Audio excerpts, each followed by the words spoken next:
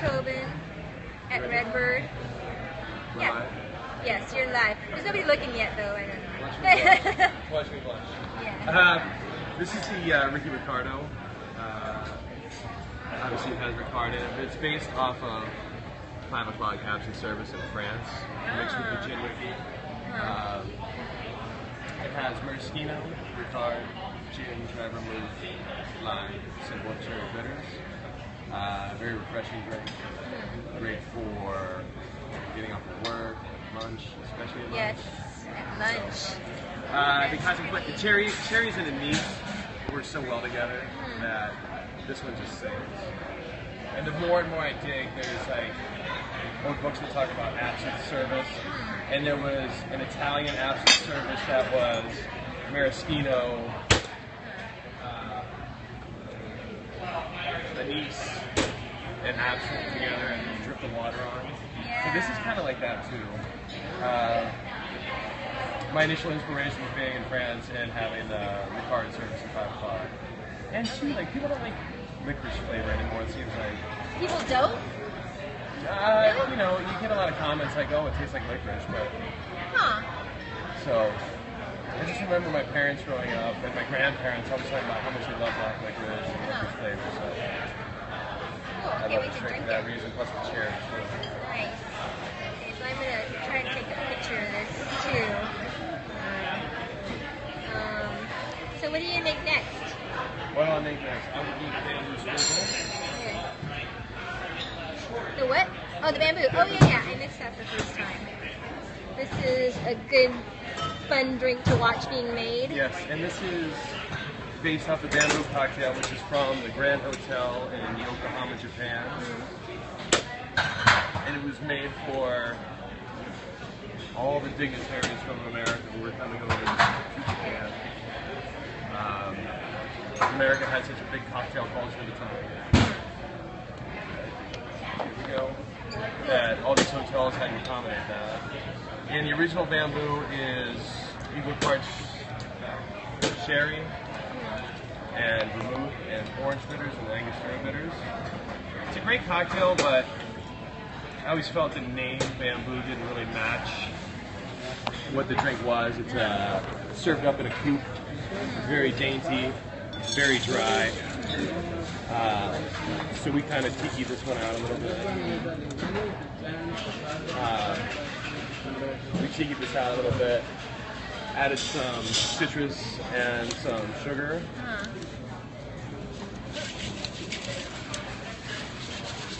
And then we swizzle it, absolutely, yeah. I know some people complain that I don't have the authentic swizzle stick, but... Oh yeah, are you gonna work on that? Yeah, I gotta get that. One more tool for the chest. So yes.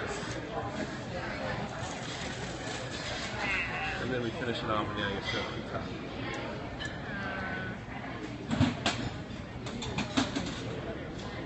So this is a new lunchtime, one of the new lunchtime cocktails. Yes. At Redbird. Low alcohol.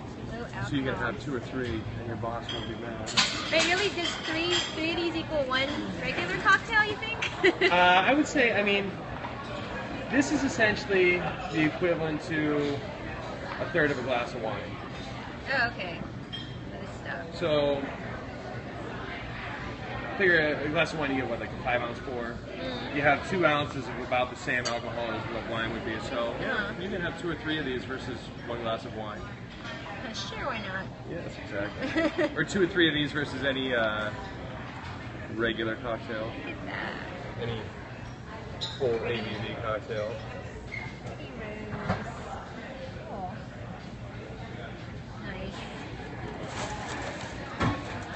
These are the other cocktails we had. That is, what was that one? Oh, Royal Daiquiri. And that was...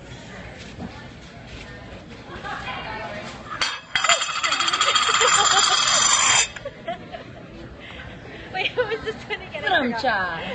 The dangers of journalism. I know, my goodness. Oh, Ricky Ricardo? Yeah, This is the Ricky Ricardo, yes. Okay, cool. And then we could do the Royal Daiquiri again. Yeah, I did the room. Yeah, it's pretty good. And this is like a throwing it. This is like the lunchtime stuff. That's the chicken pot pie. Trout, ocean trout, Aw, lambs and linguine. yummy. Oh, all right. This is, we like sitting at the bar because the bar is cool.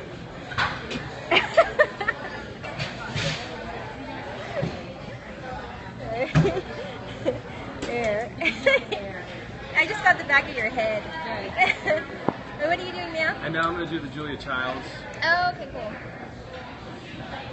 which is, the real name is the reverse martini, but she was such a fan of it. To where, as opposed to a typical martini where you do 2 to 1, 3 to 1 gin, 2 vermouth, we've done the opposite here and done 5 to 1 vermouth to gin. So you get a little bit of flavors of the gin.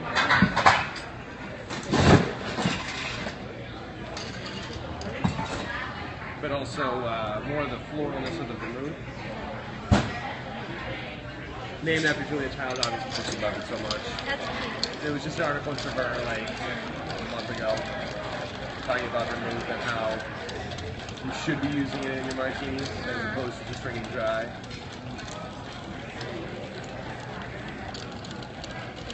It's mesmerizing. It's like the beginning of the Twilight Zone. Maybe like this. You're gonna fall over too.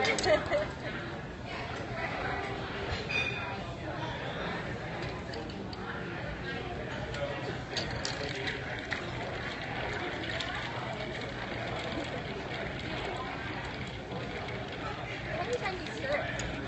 Just depends on how cold it gets. You know, it's weird with this one too. I don't know if it's because it has the lower alcohol, but like you do have to stir it more to get to the proper dilution. Have you ever done any studies into ice melting fast with alcohol? No, I know they've written about Let me know that because honestly, like I'm even curious right now to see. Typically, you do that with a gin martini, it's going to come. That'll be good. If you were to do that with gin, it would be all the way to the top. It seems like.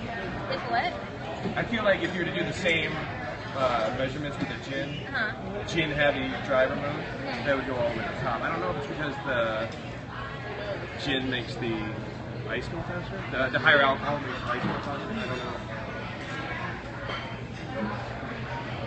Someone should do a study.